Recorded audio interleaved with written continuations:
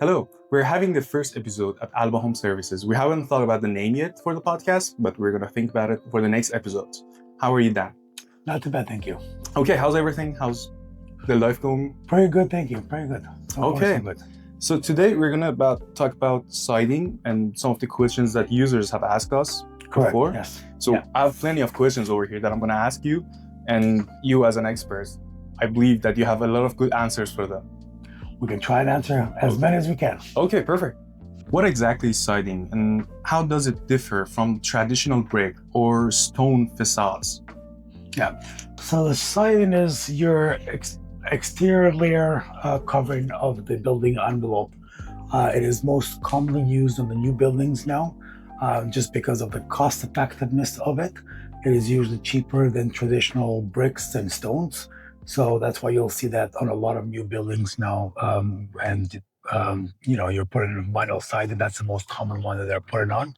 But it's the idea is obviously it's cosmetics, and it protects the house from the weather elements as well. What is the main purpose of siding? Is it just for curb appeal or does it actually protect the house? A lot of times it's mostly curb appeal. It doesn't really protect your house per se a lot from the weather element. Okay. Some siding does, some doesn't, depending on what kind of siding you're getting. For example, the most common one would be the vinyl siding. The vinyl siding is designed to make the house look pretty, obviously. But in addition to that, you'd have to protect the house with the underlayment behind the siding so that the water doesn't penetrate through the building. So the vinyl siding will essentially receive some of the water inside. Okay, that's a point actually to remember. Yeah. But then the way it's designed is that it receives the water behind the siding, and then it has these little holes in the bottom of the siding that discharges it outside. So it's continuously receiving it and then sending it out. But the tieback is what is protecting the little water that gets in there from the entry in the building. Which one do you prefer most? Like, do you prefer to have like the vinyl or you prefer to have the other ones? The vinyl is still the most common one and the most cost effective, and it still looks decent. So from a cost point of view, that would be the way to go. Right. But if you want something that is more watertight, you can go with steel siding. Steel siding does not allow any water to go behind there because there's less expansion, contraction. There's no movement on that as much. And you also have things like composite siding with insulation built in it. It's another good product that protects it from water penetrating through the building as well. There is James Hardy, which is a cement board siding, but there's a lot of other products out there for sure. Okay, perfect. So what is the lifespan of siding and how do we know when it's time to replace it finally? That is actually a very good question, because a lot of times people, they will look at the siding, they will say, oh, my siding still looks good. And siding is going to look good even 25 years later. But what a lot of people don't realize is behind the siding, there's a lot of things that are going on. The older buildings, they have these black tar wrap around the building. And that is life expectancy of that is 25 years. So even if the siding looks good from the exterior, inside, obviously, there is a lot of the black joe or the black paper, black tar paper that is deteriorating, causing the water to go into the building and rot. Can new siding help reduce energy bills like heating or cooling costs? Yes and no. So if you're just going with, cosmetics is what I call it. Let's say taking off the old siding and put a new siding on, the vinyl siding, for example. The vinyl siding itself does not have any R value. So there's no benefit in terms of the heat loss or heat gain or anything like that. But what you can do is when you take off the vinyl siding, you can put rigid insulation, which is a 1 inch thick board, 4x8 actually, feet. And the way it works is that goes on your plywood. You tape it and then you put the siding on top of it. That gives you basically continuous insulation around the building, Okay. which is a lot better, because the problem that a lot of the houses in Canada have is that you've got what we call bat insulation. Bat insulation is every 16 inch or every 24 inch, depending on how the house has been framed. So let's say every 16 inch, the most common one, you've got a wall stud. So wall stud to wall stud, there's a cavity and you put bad insulation there. But then what happens is that where the wall stud is, there is no insulation there. So there's a draft for the air to kind of basically come through. So by putting an exterior insulation, like the rigid insulation, you're also preventing air from traveling where the wall studs are. So it gives you that continuous insulation all around, improves the heat loss and the heat gain drastically. Makes sense completely. If our siding is damaged and we don't replace it, what risks threaten the home's structure? Yeah, so if the siding is damaged, obviously, besides the cosmetics of it, eventually you'll have water problems coming into the house because what tends to happen is your tie vac underneath the siding that's designed to basically protect the house as a second defense from the water going into the building. That is not designed to be seen by the sun. So if it sits in the sun, it just dries up and it deteriorates and it fails. And then you've got water coming in through the plywood, through the insulation into the building. So temporarily, not a problem. But Tyvek without siding cannot be sitting on the sun for more than 6 months. Max. After 6 months, that just kind of completely gets degraded. Right. Like with the rain that happened yesterday, July 2nd. Yeah. Did you have any customers that had like the same issue with siding? Or? Yeah, we had some clients that because when it rained, it was a bit of a wind as well. So the wind basically pushes the rain against your building. So it exposes any vulnerable spot on the building. So if you had a siding somewhere that was loose or that was popped out or was missing, with that wind that drives it against the building, the water managed to get into some of our clients' houses. So we had to go and do what we call emergency repair to prevent it from further damage. So we go in, we take off some of the loose siding around there, and then we put new Tyvek in there. In some cases, we put ice shield, depending on the severity of the situation. And that way, at least it'll buy us time till we have enough data and siding selected for us to go and do the full job and do proper repair. Okay. What is the most popular type of siding on the market and why? Like vinyl, wood, fiber cement, or any other thing that you would recommend? Yeah, well, I'm actually glad you brought up wood because a lot of people seem to think that wood is not a good option. And what I like is there's it's an older siding. It's made by a Canadian company called Canexel. It's actually here in Quebec. And it's not wood, but it's engineered wood. So that one is becoming very popular. That would be for more custom homes in the area. It has a really nice curb appeal. The price obviously is quite a bit more, but the most common ones you still have vinyl. I would say good 90% of the houses in Ottawa will still have vinyl siding. Right. The older ones have aluminum, but aluminum has kind of been fading out. We're not doing aluminum as much anymore.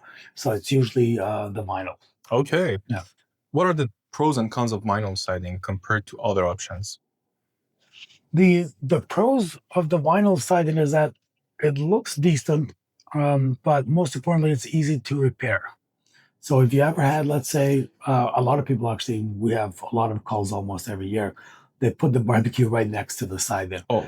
And of course, the heat and the vinyl just don't mix together as well. So then the siding melts. But if you have vinyl siding, even though obviously it's still not a suggested thing to do, put the barbecue beside the wall. The easiest repair will be on the vinyl side, because we can just take the pieces that are damaged because they're flexible, pop them out, replace them with new, provided that we can find the materials in stock. So if we can find the exact same material, same color, it wouldn't be a problem. But if you don't, then you run the risk of changing the whole thing.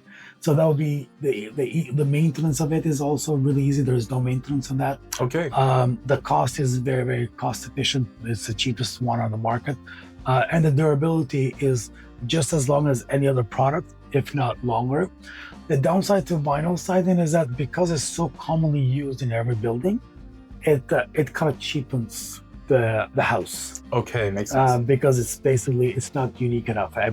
You're gonna see it really use that. everywhere. You see it everywhere. So if you're going to, let's say, a custom neighborhood or like a neighborhood where there's a lot of high-end homes, you don't see vinyl. You'll see that more into, common houses, new buildings, and that sort of thing. Right. Yeah. One of the questions that I had was, what is fiber cement siding and why has it become so popular these days? Yeah, so fiber cement is James Hardy. It's mainly basically a plank, of 9-inch plank, they call them.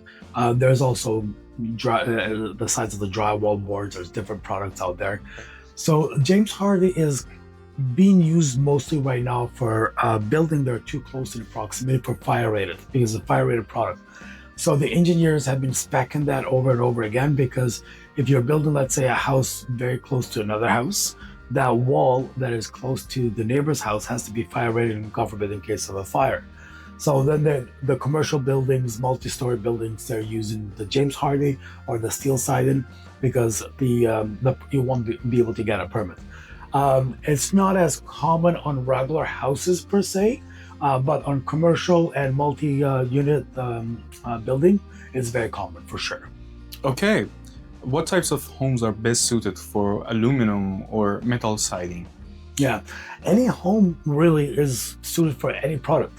It depends on what the client's taste is. If the client likes, the vinyl options, then that's what I would go for. If the client is looking to get, something that looks a little bit nicer and whatnot, then you can move to other products like steel siding, or James Hardy, or the Can XL as well. Which types of siding performs best in cold climates and harsh winter, like here in Ottawa? Yeah, that's really good questions. The siding basically performs the same equally with all of them. That they're still going to work the same. The vinyl siding is the one that moves the most. It expands and contracts throughout the winter. So it's more sensitive to more sensitive, exactly. So when it's really, really cold, it's easy to break it. So if you have something kind of hidden against it, it becomes brittle and then it breaks. Right. But then the other products like steel, if you hit it, it'll dent it anyways. So I would say in terms of the weather, I would use any type of siding. They all would kind of perform the same. They all have their the pros and yeah, exactly. But it's more what you really like, I would say at this point. That makes sense. That's actually a genius answer for that. Yeah. How do high winds and severe storms damage siding, and how can we prevent it, if it's possible to prevent it actually? Yeah, so there's in this department, there's some products that would perform a lot better. So the steel siding would be something that doesn't move. Because it's screwed on. It's not nailed on. It doesn't expand. It doesn't contract, and there is no way for the wind to kind of go underneath the side. And the way the lock mechanism is a lot tighter, a lot stronger. So that in terms of strong winds, steel siding will kind of beat any other product out there. The vinyl siding, obviously, because we're nailing it, and it has quite a bit of expansion, contraction, and movement to it. The vinyl siding moves all the time. It's designed to move when you're building with the weather changes and whatnot. But the downsides to that is that there's a lot of areas where the wind can get in, and because it's nailed in there, it can blow it a lot easier. The cement board siding is also similar idea, because the cement board, the James Hardy, you're basically overlapping them. In the bottom, there is no nail in, there's no locking mechanism, tonguing roof system. It just basically overlaps. So a strong wind can get underneath there and then just kind of push it out, and then the nails kind of fall off. And the weight of it is also really heavy, the cement board. So it could easily kind of come off. Right. So what should we do if water gets behind the siding? What are the process for that? Should we do anything ourselves or? Yeah, so if the water gets behind the siding, the best course of action would obviously be call a contractor. But I understand that that's not always an option, because sometimes when that is happening, like it's happening right now, we get too many calls at the same time due to the weather, tornadoes or like strong winds and what have you. Right. So even though we'd like to accommodate every client and go see every client and help them out, but sometimes that just doesn't happen. So the best thing to do is to try and at least put like, a blue skin over top of it, or like a tarp or over top of it. So that way, at least it prevents any further damage coming in through that opening that you've got. And it gives you some time to basically bring in a contractor, and then the contractor will take over and finish the rest of the process. How's the cost of siding installation calculated? Like, is it by square feet or project complexity, or how do you actually? Yeah, so that's a good question. The siding, it goes obviously by square foot, but then also there's a lot of other details. So when it comes to siding, for example, if you have windows, are we doing the capping around the windows? Are we changing that as well? A lot of cases we are. So if we're changing the cap of the windows, then we figure out how many of those windows or what kind of capping we're doing, what kind of detail work there is. If there is a lot of walls that are straight, obviously the price will be cheaper because it'll be a lot easier to do those jobs. Excuse me. If it's an area where there's a lot of turns, a lot of corners, a lot of windows, that would be more expensive. A lot of corners obviously means extra outside corners, inside corners. A lot of lines, that means extra J-trim that you're putting on. So the complexity of the job obviously would determine the price. But it's both. We take into account the square footage of the building, and then all the additional details that we're doing at the same time. Do we have such a thing as a low quality and high quality, like vinyl or any kind of siding company? So yes, we do have a K-Can. K-Can actually is a local company that makes some of their product here in Smith Falls, and they do a lot of vinyl and do a lot of aluminum. So in terms of local, that would be the best probably company to work with. The other companies, even if they're mostly from US. But what I find, even if they're making them locally, a lot of them, they're importing the raw materials from the States anyways. So it's not 100% local, but it does help if you can, deal with a company like K-Can, because they're more involved locally. There's more of a footprint for them locally. Okay, one more question was that, what are the cheapest and most expensive siding options? I know it's a weird question, but there was a guy that was asking this. Yeah, so the cheapest is definitely the vinyl. Hands down, vinyl will definitely come in cheapest. Now there is some fancy vinyl that is a lot more expensive. You do have obviously the regular vinyl, which is D4 straight, D4.5, D5 is what we call them. That's typically the normal siding that you see pretty much everywhere. But then there's siding that imitates the shingles. It's called cedar shake siding. That is and it's vinyl. It's very, very expensive. There's also vinyl that imitates the stone look. That is also very expensive. Then there's board and batten, which is kind of mid-range. It's not as expensive. But still the vinyl beats kind of pretty much every other project, every other price. Material. Exactly. Then the most expensive, that'll be the panels. Definitely when you go into the steel panels now, those are definitely expensive. But as you're saying, like the panels might get dented. On the other side, like vinyl, any of them has their own pros and cons. So 100% true. Depends on the preferences that the lead has. What I usually the rule of the thumb up rule for whenever you decide to do the siding, anything that's ground level, you want to make sure that is, because that's the area that's most exposed and it's vulnerable to obviously damages and what have you. So that's the area that you want to find a product that would not easily damage. If you go with the second story and somewhere where you can reach, then you can go with any product because you're not playing with a baseball bat around it. You're not throwing a ball on the second floor per se. So anything ground level, I would say, make sure that you get something that's durable, that's not going to dent. The downside is obviously to steel and the aluminum side. And if it's ground level, if you dent it, it's not repairable. You're taking the whole wall out. So versus the vinyl, if you break one piece, you can just replace it. We just pop that out, put a new piece in there, 5 minutes, and we're done. That makes sense completely. Yeah. So like imagine you have a house which is like 15 years old and you want to sell it. Do you suggest that changing siding might actually increase the overall value of the house we're selling or not? So it depends. In some cases it would, because it changes obviously the looks and it makes it look nice and modern if you pick the right colors. And for that reason, yeah. 15 years, usually your siding is still good. So I wouldn't recommend changing the siding at 15 years unless you're just looking for curb appeal and you're looking to change because you're tired of seeing the same old white siding or whatnot. But if you wait 25 years, obviously at 25 years, you definitely want to change the siding for sure. The resale value, it makes a house, when it's new, it makes a house more appealing to the consumer, so it will sit less on the market, but it's hard to say that that would increase the value of the house. You'd have to kind of figure out how it looks like right now, and obviously talk to a real estate agent, and they'll also be able to, because they have all the data and all the numbers. But if it's brand new siding, 15 years or almost 15 years is still new siding to me, and you're changing it, there's not a real value per se. Right. Unless it's like a drastic change on the looks, then that's different for sure. Right. So this one's actually a challenging question for you. What are the hidden costs of siding installation that homeowners might not know about it? Yeah, so actually that's a good question.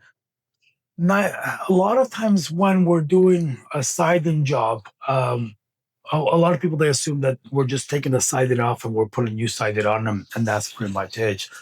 But there's a lot of other factors that go into play. So depending on what kind of siding product that you're putting in there. So one of the things, obviously, once we remove the siding, we'll inspect if there's any damage. So if there's any rotten plywood, we'll have to obviously deal with it and fix it. Then we also have to make sure that when we, obviously before we put the siding on, depending on what product we're putting on, we're waterproofing the building completely. So we're putting the Tyvek on. That's the most common way of waterproofing it. In some cases, if you put in the rigid insulation, you just tape it because it has its own waterproofing layer on top of it. And then you've got things like, the J trim, the details around the windows. So the windows, for example, around the windows, if you don't waterproof it with blue skin properly, that's where, you could potentially get a leak down the road. And then the aluminum capping, are we doing soffit? Are we doing fascia? Are we doing eavesdrop with that job? Are we changing the downpipes? Because sometimes the soffit and fascia and eavesdrop is not necessary to be changed at the same time. But when you change the siding, let's say if you pick a dark gray siding, but you have white siding right now, if you have white siding right now, chances are you've got white downpipe. So if we take the old downpipe out to do the siding, we put the old ones back on, it just would not look. So at least change, I would say, the downpipe. If you're not changing the eavesdrop, the soffit and fascia, at least change the downpipe. And then that would be obviously a really good opportunity for us to waterproof the windows, because that is the most common problem that you see right now in Ottawa, is where the siding meets your window, because the window hasn't been waterproofed properly. There's a lot of problems, and the water is getting in, and around the window, there's a lot of rot when we open some of these older homes. Right. I had a call from an old lady last week, which she was asking to save money. Can we install the new siding directly over the old siding? No. That's a big no? No, that's a big no. The short answer is definitely no. The reason being is because, like I've mentioned earlier, everything has a life expectancy, each product. So a lot of people are not aware that just because it looks good, they assume it's good and will keep on basically leaving it unchanged. And what I mean by that is that Tyvek that we talk about, that layer, the waterproofing layer behind your siding, if you leave that unchecked, basically if you just leave it there, and one of two ways. So I've seen people where they just kind of went right over top of they put strap and they go over top of the existing siding. They don't put another layer of Tyvek. The Tyvek underneath there, it's already failed. So any water that comes through the siding now is basically going into the house. And we don't have an option of changing the Tyvek later without doing all the siding all over again. So that's a no-no. And the other option is, and I've seen, it's not an option, actually, I should correct myself, definitely not an option. But the other way that I've seen people do it is they go on top of the existing siding, they install a new layer of Tyvek. And then they put the siding, assuming that they just solved the problem. What tends to happen is that Tyvek is designed to basically prevent moisture from coming. There's on one side, basically on the outside, it prevents moisture from going into the building, but from the inside, that is basically designed to breathe. So any heat loss can go through the Tyvek. And if you have double layers of Tyvek in there, what's going to happen is going to sandwich the moisture in there, and it's going to rot everything from the inside. So you can definitely not have 2 layers of Tyvek. That's going to make it worse even worse. So you definitely want to remove the siding completely, start fresh. And the old Tyvek has to be completely removed. Inspect obviously the plywood, make any repairs if there's need for that, and then put new Tyvek, tape it, and then start fresh with siding. What is the best way to clean the siding? Is power washing dangerous to do that? So the power washing, that's a question that I get asked a lot from my clients. And the power washing, if you know what you're doing, is not a problem. So what I mean by that is you don't point it from below, because below, that's where, there's a little bit of holes in there, and that's where the hook is, and that's where the water is. Because it's designed to get water from top, not below. Exactly. So if you use a power washing, you've got to make sure that you go from the top and then you point it down. You'd be fine with that. A bucket of soap and warm water will do the same trick, if not better. Right. I prefer to kind of actually do it the old way, where wherever you can reach it, just basically a bucket of warm water with soap. That will get you the best results anyways. But if you're going to go pressure wash it, just make sure that you're not pointing the wrong way, meaning that don't go from below and then point up. If you start with the ladder from the top and just basically pressure wash it downwards, you'll be fine. Okay, perfect. How often should we wash or inspect our home siding? So siding definitely should be checked once a year. So proper home maintenance is very, very important on houses, obviously.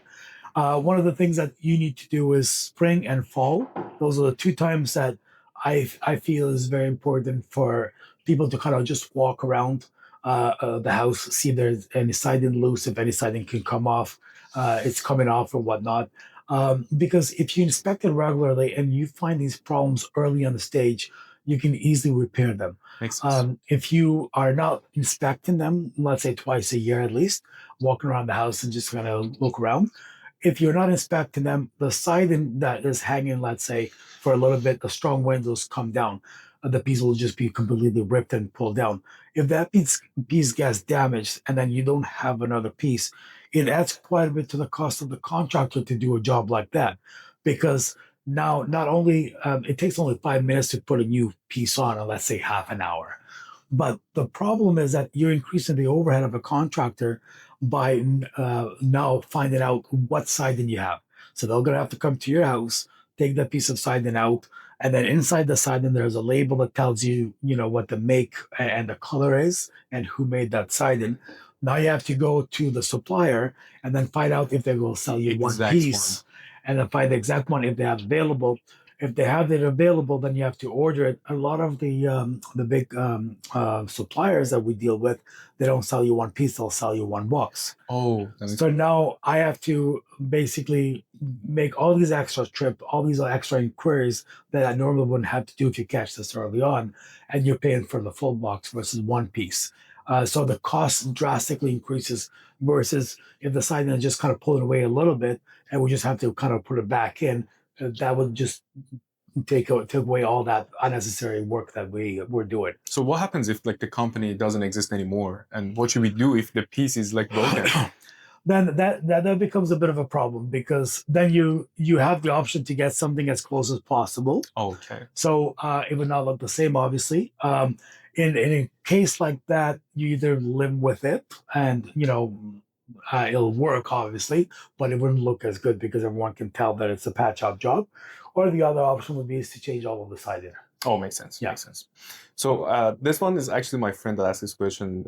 He was getting tired of the siding that they had. He was asking me if it's possible to paint the siding, not changing everything, just painting it. Yeah, I wouldn't recommend that, mainly because, yes, painting is obviously an option right now. The problem that you run into with painting is that painting is very expensive to paint the siding. It's almost, I would say, in Ottawa, I've seen quotes where it ends up being almost 50% of the cost of actually doing the whole siding. The other problem that you run into is that once you paint it, the paint is not going to hold as good. It's going to start peeling off. No paint out there on the market will last you forever. The vinyl siding, for example, and let's if we talk about the vinyl siding, the color is mixed into the materials that they're making, they're molding the siding to. Right. So it's not just spray painted over top of it. So it will definitely withstand the test of times, and it would fade, but the paint will still look Still be nice underneath. But anything that you paint, whether it's bricks or siding or what have you, it will have to then you're adding an extra maintenance that is unnecessary. And the second time you paint the siding will actually be even more expensive because the second time now you have to make sure that wherever it's peeled off, you gotta buff it and you gotta make And sure it's that more maintenance. exactly. So it'll cost more to paint it again, and it's gonna be an extra maintenance that you don't really need to. Okay, so how can we prevent mold or algae growth on shaded parts of the siding that, like, we don't have any access to them or we're not inspecting them? The best way is basically get a soap and dish soap. It works really well, and a bucket of hot water, and just go out there and just kind of wash it every so often. That would be the best maintenance advice I would probably say. So how long does it take for siding installation for like a standard house that we're seeing everywhere in Ottawa, like a normal house, very normal house? It usually generally depends. Obviously there's a lot of factor and a lot of details like we said earlier. But generally speaking, a siding job, a regular house wouldn't take more than a week. Okay. That would be basically taking everything off. And once we take everything off, we do the waterproofing, we do the tie-back, and then we start with the fresh siding to install it. Before, obviously, we need to do the windows, we need to do the trim work before we start installing the siding. Well, we do also recommend that whoever does work on the siding jobs, they have the proper equipment. It's very, very important. Proper equipment not only is going to fast track your process of work, safest, but it's also safest. Exactly. So the tools that are recommended to be used on jobs like this, every siding guy should have what we call pump jacks. Pump jacks is a big platform that is installed and it moves up as the work progresses, and it's very safe and easy to work with. If you're working on the ladders, obviously it takes a lot longer and it's not as safe. So yeah. And it's going to increase the speed of doing the job, definitely. Exactly. And when you're comfortable working on a stage where it's on the ladder, the guys will take their time and will do a better job too. If they're working in awkward sort of positions and height and they don't have the proper tools, they're just kind of rushing to get out of there. So they're not going to take their time to kind of waterproof that area the way it should maybe, just because they're rushing to get out of there because they're afraid of working there. That makes sense. That's actually so genius. Yeah. So I got a really good question here. Can siding be installed in winter time and cold weather, or they should just wait for springtime? Yeah, so yes, the siding can be installed all year round. So there's really no problem. The few things that change in terms of the siding is the way we cut them in the winter.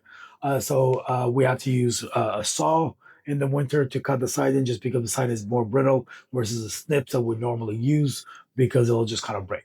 But other than that, the siding can be installed in winter. You'll see that all year round being installed in new buildings in Ottawa. Preferably, you want to do it obviously in the summer months. Now, there's some jobs that I would not recommend to do in the winter.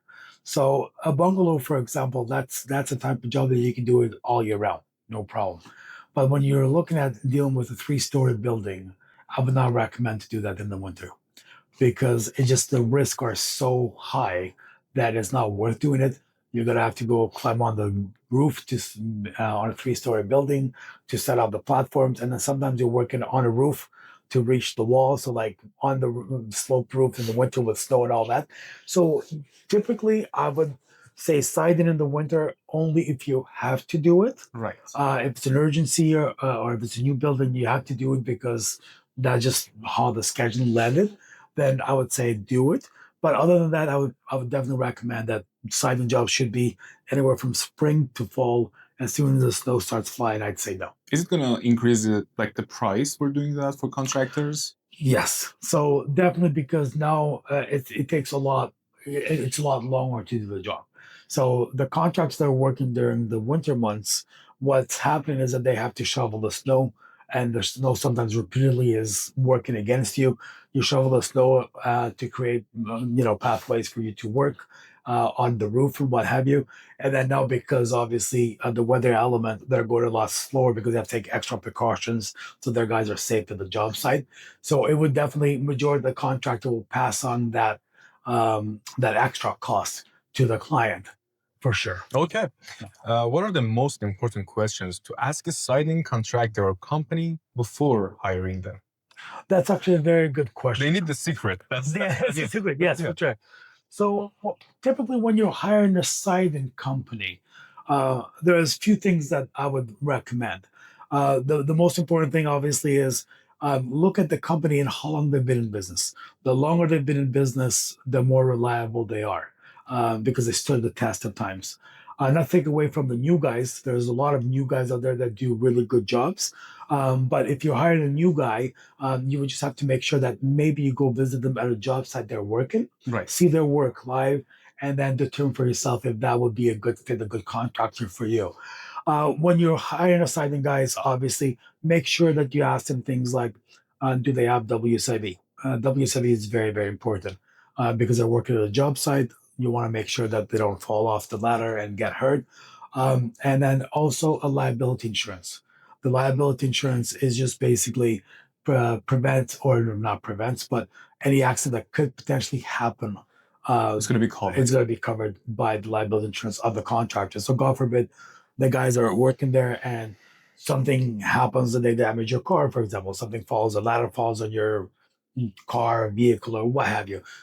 Any number of accidents that could potentially happen on a job site, that would be something that their insurance will cover. Typically, right now, liability insurance is about $5 million.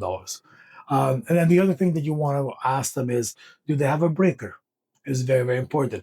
The breaker is a piece of machine that we bend aluminum at a job site. Right. And that is very essential on a job site because that allows you to do the trimmer on the windows, any shape that you want to. If they have that, there's usually a good indication that they're more professional. accurate. Exactly. And then things like how is their setup? When you start doing the job, what kind of tools or equipment they're using to do my job? It's a fair question to ask at a contractor. If they're using pump jacks, that means that they're actually good at doing this job. They're equipped properly to do this job. If they don't have, the pump jacks, can they rent them? Are they renting it? Or are they going to be doing this whole job with ladders? If they're doing the whole job with ladders, they're not really a siding contractor per se. Makes sense. And then things that obviously, when are you going to start? When are you going to finish? I've got a question for you. Yeah. So what if they tell me like we're going to finish the project in 2 weeks, but it takes 3 months and they haven't done anything in the project? What can I do over that time? So what can I do to prevent it actually? Make sure that you state that and it's spelled out on the contract. So 2 months, if someone tells you 2 weeks and it ends up being 3 weeks, there's always going to be possible delays on exterior jobs like sided. Because let's say we plan to go there and finish it in 2 weeks, but the weather is not cooperating with us and it's raining really bad. So we're losing a lot of days due to the rain or the heat. Right now it's super, super hot. So instead of doing the full 8-10 hours that we normally do, we would do maybe like 5. We go super early, but you're not able to kind of do the full 10 hours. So those are normal delays on a job site, but those are not 6 months delays. Now there's what you're talking about is contractors that basically it's widespread in the industry. Some contractors, they go hurry up and then wait. So they hurry up to sign the contract because once they sign the contract, they have the job. And then they show up maybe for 1 day just to kind of keep you happy. But then they're showing up 1 day at every other job just to try and keep everybody happy. And they're not keeping anybody happy at all. So what you want to do is you want to spell this out in the contract where it says, once you start my job, you're going to continuously work at my job every day until you finish the job. So in other words is that you cannot work at another job site while you're working. You can't have the same crew doing 2-3 different jobs. Makes sense. At the same time. So that way, they're tied into finishing that job, in good time, good progress, I think. Okay, that was the questions. Thank you so much. I actually learned a lot today from you, and I'm pretty sure that a lot of people had these questions. So thank you so much for your time. I'm glad we could help. Thank you.